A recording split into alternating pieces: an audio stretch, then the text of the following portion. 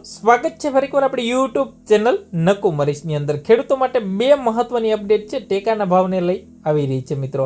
સૌપ્રથમ આપણે વાત કરીએ મિત્રો વર્ષ 2025-26 જે પ્રાઇસ સપોર્ટ સ્કીમ બરાબર જે ટેકાના ભાવે મગફળી છે ખેડૂતોએ કેટલા હેક્ટર કેટલી જમીન હોય તો કેટલી આપી શકે છે મિત્રો ટેકાના ભાવે અને કેટલાક લોકોના હજી બેંક ખાતાની અંદર રૂપિયા જમા નથી થયા રિજેક્શન લિસ્ટ પણ આવી ગયું છે અને આ તમામ વસ્તુ જોવા માટે આપણું એક ગ્રુપ બનાવેલું છે ખેડૂતો માટે ખાસ લિંક તમને ડિસ્ક્રિપ્શનમાં મળી જશે મિત્રો। એ ગ્રુપની અંદર જોડાઈ જજો। આખી વોટ્સઅપની ચેનલ છે તેમાં તમામ પ્રકારની ખેડૂતોની અપડેટ છે મળતી રહે તો એકવાર વોટ્સઅપ ગ્રુપની અંદર જે ચેનલ છે એની અંદર જોડાવાનું ભૂલતા નહીં મિત્રો। હવે મગફળી માટેની મિત્રો તો આમાં 1 હેક્ટર જમીન હોય બરાબર તો તમે 2500 કિલો આપી શકો છો મિત્રો। 2500 કિલો એટલે તમારા મણ થશે 125 મણ બરાબર।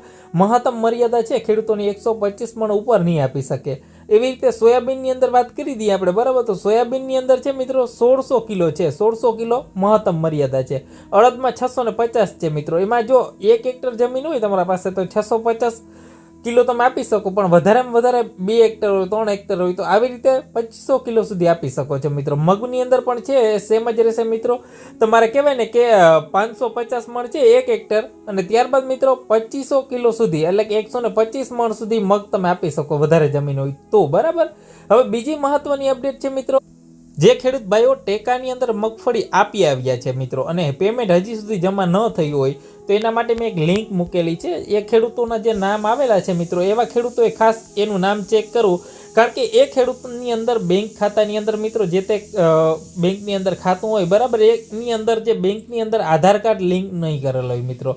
આધાર કાર્ડ છે મિત્રો NPCIની જે આવે છે national payment corporation of India બરાબર એના ઉપર ડેબિટ માટે લિંક થયેલું નથી એવું કારણ છે।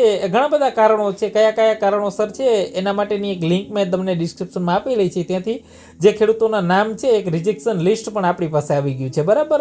અને અન્યથા બીજા એક કારણો પણ હોઈ શકે છે। અમુક ખેડૂતોના ખાતા છે જનધન યોજના અંતર્ગત હોય તો એની અંદર 50,000ની લિમિટ હોય બરાબર તો આ લિમિટ છે તમારે વધારવી પડે અન્યથા બેંકની અંદર બીજું તમારે ખાતું ખોલાવવું પડે મિત્રો બરાબર।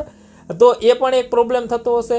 અમુક વખતે અકાઉન્ટ તમારું ફ્રેશ થઈ ગયું હોય બરાબર લાંબા સમય સુધી તમે અકાઉન્ટની અંદર લેવડ દેવડ ન કરી હોય તો એકવાર બેંકે જઈને અકાઉન્ટ છે ચેક કરાવી લેવું જરૂરી રહેશે મિત્રો। તો તમામ છે મહત્વની અપડેટો રહેશે ટેકાના ભાવને લઈ જે લોકોના રિજેક્શન લિસ્ટ કેટલી ખરીદશે આ તમામ બાબતો છે તો આ વિડીયોને તમારા બીજા મિત્રો સુધી પણ શેર કરશો।